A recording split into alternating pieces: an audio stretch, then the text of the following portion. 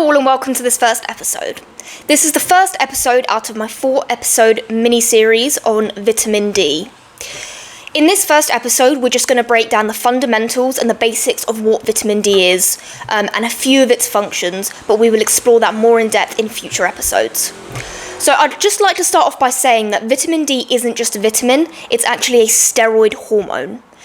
It does act in certain ways in the body, in the blood levels as a hormone, but also its chemical structure is like that of many other steroid hormones, for example, testosterone and estrogen. A few of vitamin D's simple functions are things like it helps absorb and increase calcium into bones and teeth.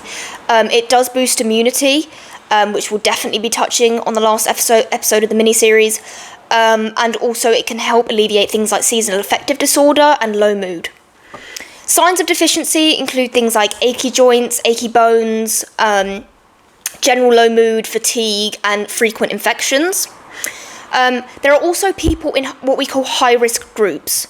These include the elderly, people that live in Nordic climates, people that spend a lot of time indoors or perhaps work indoors, as well as people with darker skin, and this is because melanin prevents the synthesis of vitamin D from the sun.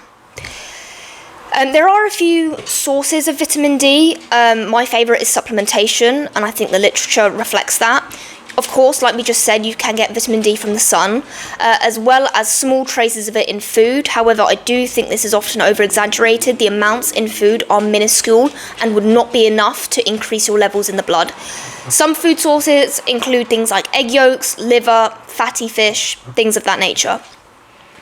So in the next episode, we're going to break down the safety of vitamin D and the challenges brought to the NHS guidelines in recent years, and in my opinion is well justified by the literature.